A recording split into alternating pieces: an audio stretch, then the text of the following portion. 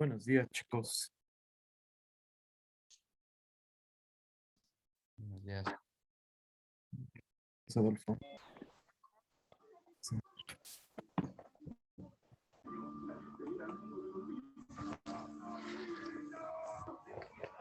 Buenos días, chicos, a todos. Bueno, Adolfo ya nos dijo buenos días. Cari también nos dijo buenos días.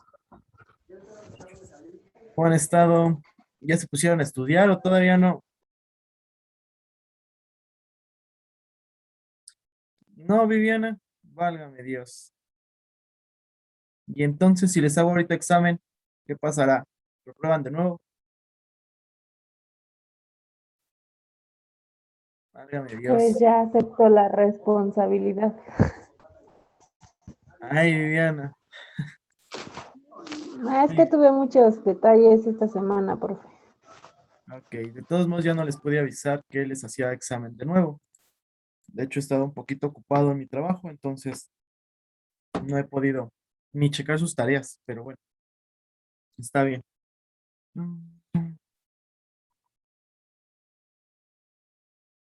Vamos a aceptar a Mode nada más, que es la que nos falta. Muy bien, entonces esta parte de la sangre ya se las había comentado en la clase pasada, precisamente. Déjame. Muy bien. Entonces vamos a continuar con la clase. Estábamos en el sistema cardiovascular. Entonces, dentro de la sangre y las tres células de sangre, que era una de las preguntas de del examen. De hecho, la sangre les había dicho que se dividía en dos, en una parte líquida y en una parte sólida o células, células sanguíneas. Estas células, bueno, son tres. La parte líquida es el plasma, que es, déjenme regresarle a una diapositiva antes. Ok, este es el plasma, ¿sale? El plasma es lo amarillo. Si ustedes sacan la sangre de alguien y lo ponen en un tubo, en el tubo que ustedes gusten, a excepción de el tubo de tiempos de coagulación, porque los tiempos de coagulación tienen una parte donde no se va a poder separar precisamente ese plasma, aunque lo dejen mucho tiempo. Entonces, si sacaran un tubito del tubo que ustedes gusten y dejaran la sangre, vamos a encontrar precisamente que lo que pesa menos es la parte líquida, que es el plasma. El plasma es un líquido amarillo completamente, está lleno de proteínas y la pregunta del examen que les había hecho, ¿cuál es la proteína que se encuentra en el plasma y que nos ayuda a transportar los medicamentos prácticamente? Se llama albúmina. Tiene otras proteínas como fibrinógeno y globulinas. El fibrinógeno nos sirve para la coagulación. Las globulinas nos sirven para métodos de defensa para nuestro cuerpo humano y la albúmina pues nos ayuda para el transporte. En este caso pues el transporte de los medicamentos. Mientras que tiene otros metabolitos resultados del metabolismo celular en nuestro cuerpo como la urea, el ácido úrico, la creatinina, las sales de amonio. Todos esos son resultado del metabolismo del cuerpo humano que tienen que ser desechados. Uno de ellos, como la creatinina, nos sirve para ver la función del riñón. Si se encuentra en menor baja concentración la creatinina en nuestro plasma, quiere decir que el riñón está funcionando excelentemente bien. Si la creatinina aumenta en el cuerpo, el riñón disfunciona o nos da como resultado la disfunción de este y entonces vamos a tener una insuficiencia renal. Entonces, para eso nos sirve saber que el plasma contiene este tipo de proteínas resultados del metabolismo y proteínas que nos sirven para el transporte, para la defensa y para la coagulación. Además de que pues transporta también hormonas, gases como dióxido de carbono, oxígeno, electrolitos como sodio, potasio, cloro, calcio. Entonces todo eso nos va a servir para el plasma. La parte y bueno, el plasma ocupa prácticamente el 55%, ¿sale? El otro 45% nos va a cubrir las células sanguíneas o los elementos corpusculares o células corpusculares. En este caso, las células corpusculares, pues tenemos de tres tipos. Y les digo, era la pregunta de examen. Glóbulos blancos, o su nombre técnico es leucocitos. Los glóbulos rojos, o su nombre técnico o anatómico, son eritrocitos. Y las plaquetas o trombocitos, ¿sale?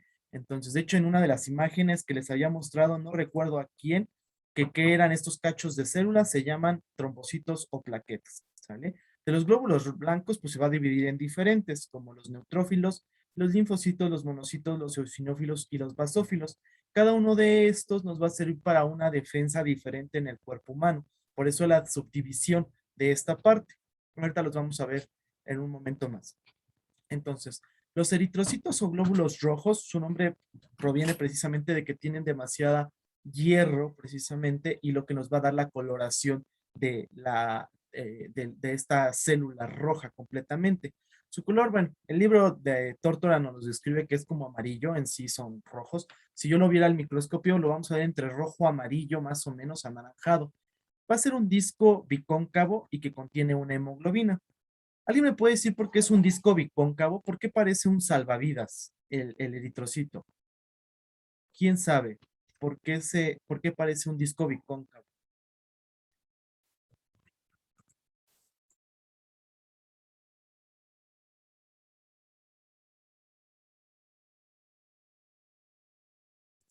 Los demás que no tienen prendidas las cámaras, a excepción de Ney ya nos había avisado que su cámara no servía.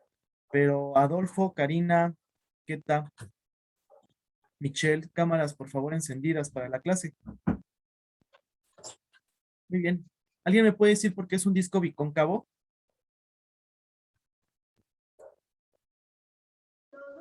Podría ser que porque lo del medio es como su núcleo, ¿no? En medio es su núcleo. Ok. Ceci, ¿por qué es un disco bicóncavo, Ceci?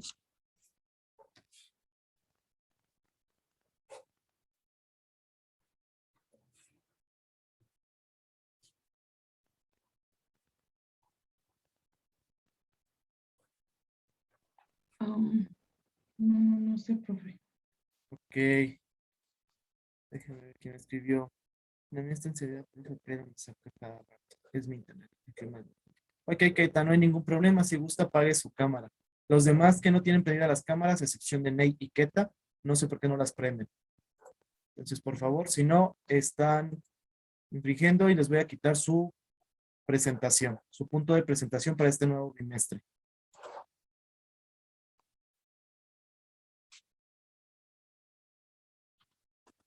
Ok, recuerden siempre avisar, por favor. Muy bien. Entonces, se llama un disco bicóncavo, no, bueno, Viviana nos dio la media respuesta, digámoslo así. Cuando sale de la médula ósea roja, donde se crean este tipo de células, el eritrocito sale sin su núcleo, se desprende del núcleo completamente. Saca completamente su núcleo. Entonces, una vez que sale de la médula ósea roja, el núcleo se desprende y el glóbulo rojo como tal no tiene un núcleo. Ya no se puede dividir una vez que sale de la médula ósea roja, ya no se divide y por eso queda como un disco bicóncavo, queda como un salvavidas. No es un hoyo, pero queda como un salvavidas de esos que meten a los niños con patitas, para sus patitas y que nada más queden volando sus patitas, pero como calzón, prácticamente queda como ese salvavidas porque se desprende de su núcleo. Entonces, por eso es un disco bicóncavo. Una vez que sale de la médula ósea roja, ya no se divide y tiene cierta cantidad de días para vivir. ¿Alguien me puede decir cuántos días vive un eritrocito en la sangre?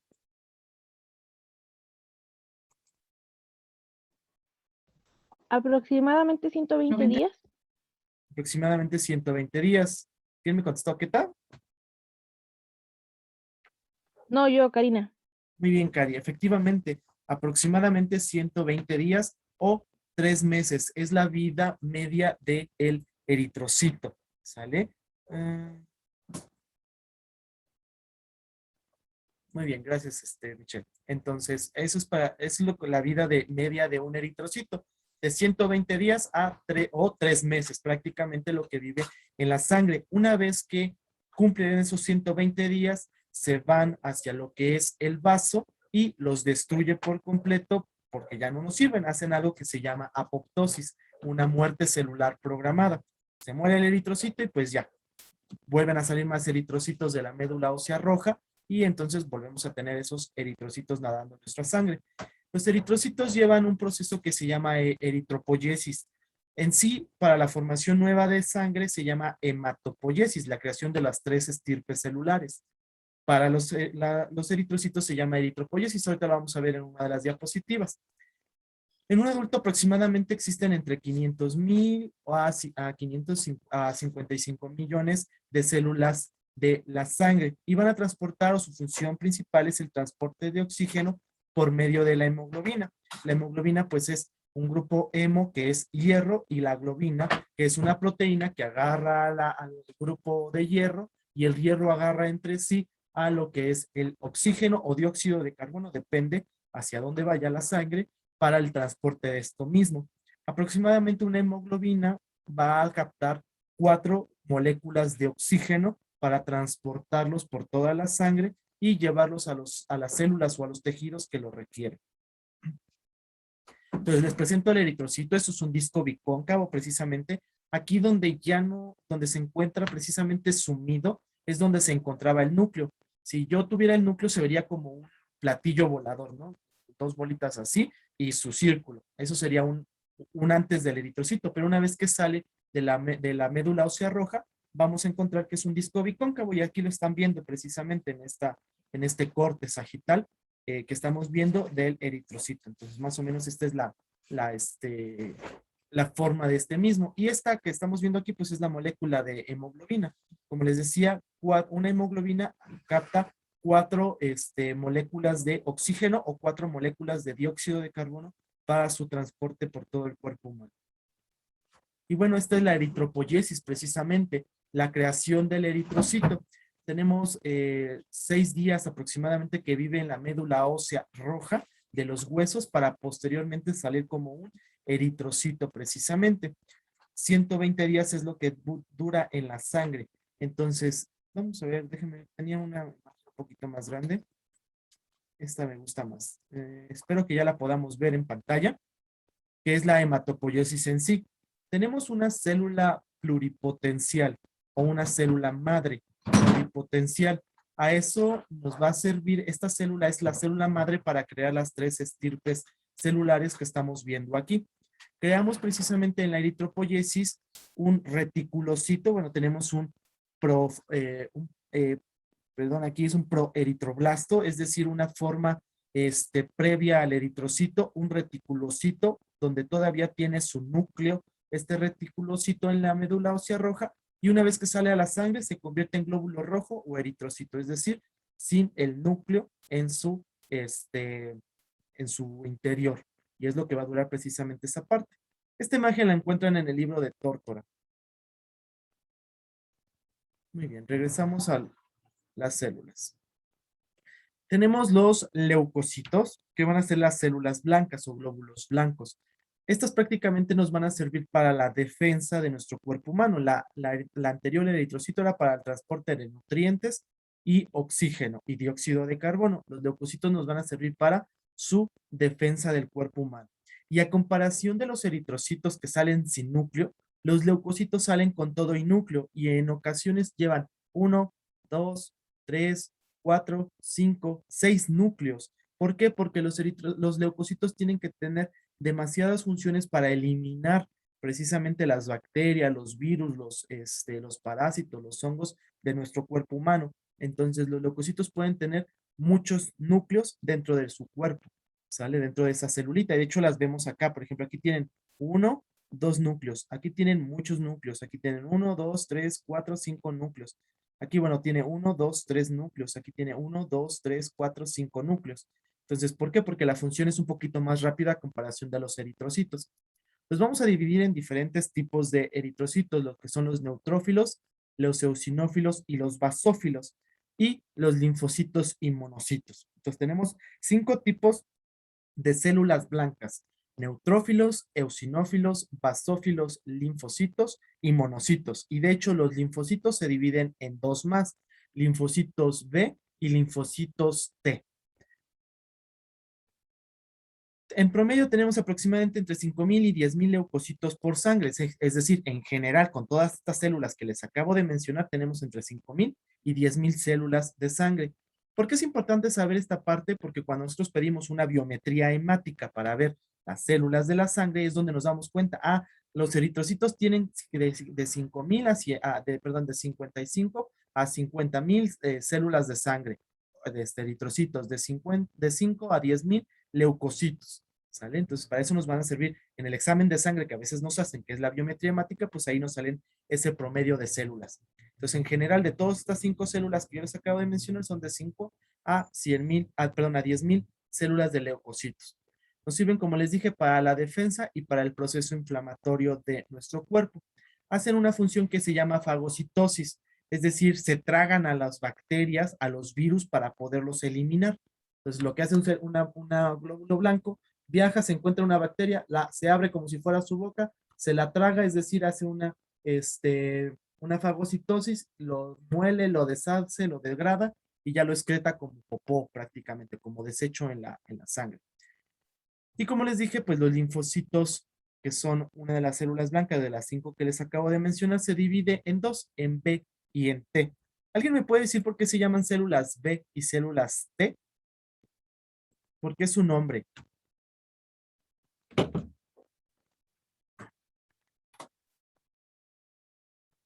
Porque la célula T, si no ¿Mm? mal recuerdo, es la que alimentaba ahora sí que creo que a la sangre, no sé. Y la célula B creo que es la que eliminaba a lo que eran algo así como usted dijo, desechos. Ok, Viviana, más o menos. ¿Alguien más me puede ayudar por qué se llama célula B y T? Porque la célula B es la que crea anticuerpos Ajá. para lo de las bacterias, virus y toxinas. Y la T es la que destruye sus propias células, que son infectadas por los virus. Efectivamente, un poquito más explicado que lo que nos dijo precisamente Viviana. Viviana tiene bastante razón, igual que Ney. Pero en sí se llaman T porque salen de un órgano que se llama timo, ¿sale? Que posteriormente nosotros seguimos utilizando la T, ya no tanto por el timo, porque desaparece después de los 5 años ese órgano que vamos a ver con MODE en la siguiente clase del sistema linfático. Pero se llaman T por la timo y B porque se crean en el vaso. El vaso en nuestro cuerpo se escribe con V grande, ¿sale? Y el vaso para tomar se escribe con V. Entonces, por eso se llaman células T y B. Como les dije, el timo desaparece aproximadamente después de los 5 años, se degenera porque ya no es servible. Los niños antes de los 5 años tienen que tener el timo porque las defensas tienen que estar más, digámoslo así, más alocadas, más al pendiente porque se infectan más rápido los niños. Por eso sigue estando el timo. Después de los 5 años, los niños bajan el índice de las infecciones y entonces lo que vamos a tener seguirán siendo nuestras células T, pero ya creadas en otra región, como la médula ósea roja. Y bueno, la división de los leucocitos son agranulocitos y granulocitos. Agranulocitos es porque no tienen estos puntitos que vemos aquí de color. Esos granulocitos nos sirven para defensa. Entonces, en el caso de los agranulocitos no tenemos estos granitos y se llaman linfocitos, que se dividen precisamente en T y en B, y monocitos. Y los granulocitos que sí tienen los puntitos que vemos aquí, los granos, son los eosinófilos, basófilos y neutrófilos. ¿Sale? ¿Van entendiendo? ¿Queda claro esta parte?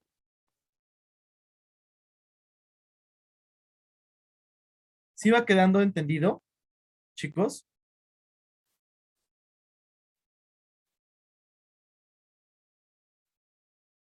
¿Sí? Bueno, entonces, ya nos describieron ahorita Ney y Viviana que precisamente nos sirve para su defensa la creación de ciertas inmunoglobulinas, de ciertos anticuerpos, estos agranulocitos, tanto los monocitos como los linfocitos.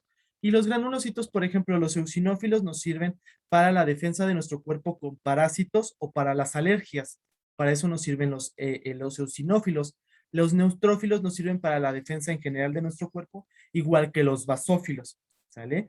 Entonces, cuando nosotros tenemos una infección por un parásito, los eosinófilos en la sangre se nos van a elevar. Si yo tengo algún parásito como los que veíamos en microbiología, como las Ascaris lumbricoides, la yardiasis, las amibas, estos eosinófilos se van a aumentar. O por ejemplo, si yo tengo una alergia, a cualquier tipo de alergia, al polvo, al polen, a la materia de anatomía, por ejemplo, los eosinófilos se van a aumentar. ¿Por qué? Porque sirven precisamente para ese tipo de defensa de nuestro cuerpo.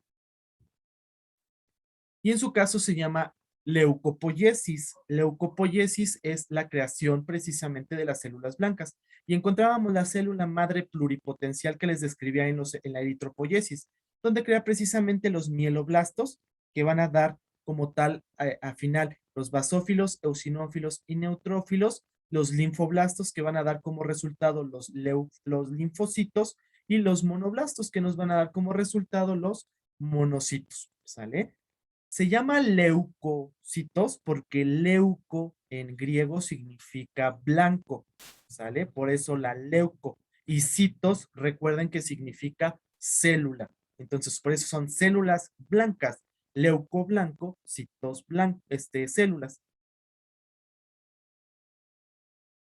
Muy bien. Y vamos por último con las últimas células, y les digo así, células entre comillas de la sangre. En sí no son células, los trombocitos o plaquetas, digo, antes se llamaban trombocitos porque se decía trombo era plaqueta, precisamente y citos es una célula, pero en sí, una vez que salen parte de esa célula enorme que se crea en la médula ósea roja, que se llama megaloblasto, megaloblasto porque está enorme esa célula, una vez que sale de la médula ósea roja y pasa a la sangre, ¡pum! Explota ese megaloblasto y crea fragmentos, ¿sale? Esos fragmentos se llaman plaquetas o trombocitos. En sí ya no son una célula, son fragmentos de célula que se rompieron una vez que salen de la médula ósea roja y nadan. Es como si pusiéramos el papel en el agua y nadara, bueno, rompemos el papel en cachitos y nadara por la sangre, bueno, por el agua. Esos cachitos se llaman plaquetas y esos cachitos de plaquetas se van a pegar en alguna lesión que nos hayamos roto y van a producir precisamente la coagulación. Entonces, como aquí lo puse en esta primera línea, son fragmentos del citoplasma de células pequeñas, ¿sale? Son elementos muy pequeños, en sí no es una célula, son fragmentos de una célula y la célula previa se llama megaloblasto. Mega porque era grandota, blasto porque era previo al trombocito, se rompe, hace fragmentos y nadan por la sangre. Obviamente son sin núcleo, igual que los eritrocitos, pero a comparación de los eritrocitos sí son una célula, sin núcleo, pero una célula, mientras que los trombocitos son fragmentos de una célula, ¿sale? Se producen también en la médula ósea roja, son destruidos por el vaso o la médula ósea una vez que termine su vida más o menos, y hay aproximadamente entre 150,000 a 450,000 plaquetas en la sangre, ¿sale? Fragmentos de plaquetitas que van nadando y contribuyen precisamente a frenar la pérdida de sangre por medio de un proceso que se llama hemostasia, ¿sale? Su promedio aproximadamente de vida es aproximadamente de 5 a 9 días. Los leucocitos pueden vivir muchísimo tiempo, ¿sale? Los eritrocitos 120 días, 3 meses, y las plaquetas solamente de 5 a 9 días, ¿sale? Y la creación de plaquetas se llama trombopoiesis, ¿sale? Igual, inicia con la célula madre que habíamos visto, pluripotencial, para crear precisamente estas células, el megacardioblasto, el promegacarioblasto, el megacariocito granular y por último el megacariocito, ¿sale? Que es precisamente la célula enorme que explota una vez que sale de la médula ósea y se crean estos fragmentos que se llaman plaquetas, ¿sale? Entonces, pregunta de examen prácticamente. Si yo les hago la pregunta, ¿qué célula de la sangre no es una célula y solamente son fragmentos? La respuesta es plaquetas o trombocitos. Si yo les hago la otra pregunta, ¿qué célula es que sale de la médula ósea no tiene núcleo? La respuesta es eritrocitos, ¿sale? Porque las plaquetas, aunque no tengan núcleo, no es una célula, es un fragmento. Y bueno, de ahí tenemos los grupos sanguíneos que precisamente nos los dan los glóbulos rojos por algunos antígenos que contienen nuestra sangre. En este caso, los antígenos que contienen los glóbulos rojos, ¿sale? De ahí nos dan los grupos A, B y 0 o O. Cuando somos un grupo O es que no hay ningún antígeno. Cuando tenemos un grupo A es porque tenemos antígenos A y aquí los describimos como azulitos fuertes. ¿Sale? Y cuando tenemos un grupo B, tenemos otro tipo de proteínas o otros antígenos que son antígenos B. Si tienen los dos antígenos, tenemos el grupo A, B, y si no tenemos ningún antígeno, es grupo O, ¿sale? Pregunta del millón. ¿cuál es el grupo sanguíneo más frecuente en la población de México, chicos? ¿Qué grupo sanguíneo predomina del A, B, o O? Predomina aquí en México.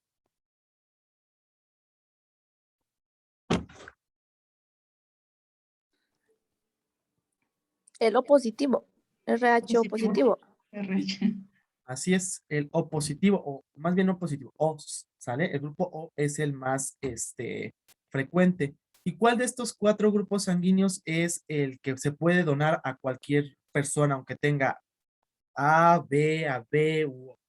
¿Cuál sería el que sí se puede donar en general, aunque no tengamos? Aunque mi grupo sea A y me van a donar ese grupo sanguíneo, que se puede donar en cualquiera. El La AB. B, Ay, Cari nos dice el A. ¿Quién más nos da más? ¿Quién nos da menos? el AB, ¿no? El AB. ¿Quién da más? ¿Quién da menos?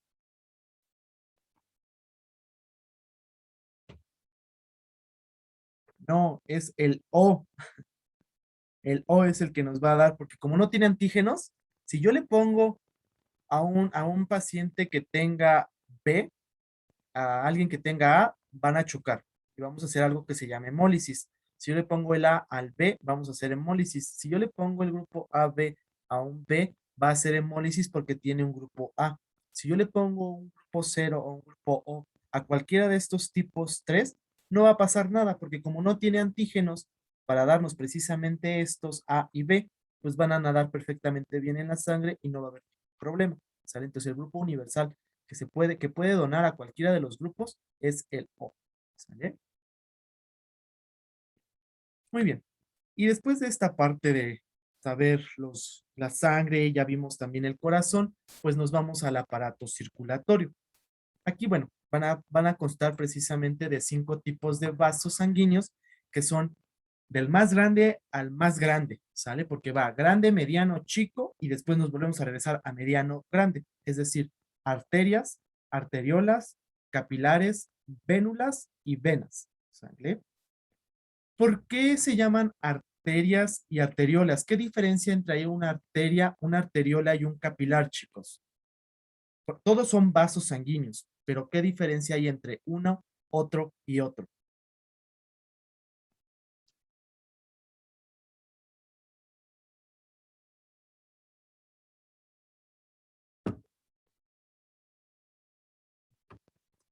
¿Qué diferencia hay, chicos?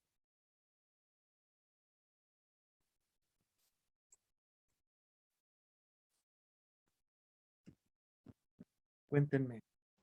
Las arterias también pregunto, dijo, ¿Sí? ¿Qué diferencia entre bueno, una dice que arteria, arteriola, capilar? bueno, le puedo decir de las arterias, que son vasos Porque que uno se distribuyen encarga de la la sangre. distribución, otro se encarga como de sangre. ¿Ah? Creo que el que retorna la sangre es.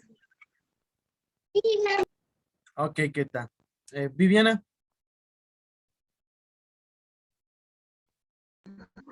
Ya, puedo. Sí. Bueno, igual digo que era la distribución de la sangre al corazón y a los tejidos, que eso sería la arteria, y los capilares, pues son que comunican las arterias con las venas. Ok. Sí, efectivamente, No, vamos a complementar con lo que dijo Keta. Efectivamente, uno lleva sangre y otro la regresa al corazón. Arterias la saca del corazón y la lleva a todo el cuerpo y las venas lo regresan. Complementando con lo que dijo Viviana, los capilares conectan efectivamente entre las arteriolas y las vénulas, ¿sale? Otra parte de la diferencia es que las arterias y las venas son vasos grandes, la luz es grande. Las arteriolas y las vénulas son una luz más pequeña y los capilares es una luz muchísimo más pequeñita. Es decir, los capilares son lo último que llevan la sangre y la recogen. ¿Sale? Es la interconexión que nos acaba de decir Viviana entre una arteriola y una vena. ¿Sale? Recuerdan que decíamos en el sistema respiratorio que hay un sistema en los alvéolo capilar, que era el que llevaba sangre desoxigenada también a los pulmones y recoge el oxígeno precisamente de la sangre, ¿sale? Entonces, para eso nos van a servir esas. Entonces, arterias y venas son vasos grandes. arteriolas y vénulas, vasos pequeños, y capilares, vasos muchísimos más pequeños. ¿Cuál es la diferencia? Es por la luz o el orificio, digámoslo así, en sí es la luz de cada uno de los vasos. Esa es la gran diferencia entre uno y otro, chicos. Muy bien. Vamos a pararle hasta ahí para terminar con los últimos 15 minutos de la clase. Nos conectamos y nos volvemos a desconectar, chicos. Ahorita los veo en un segundo.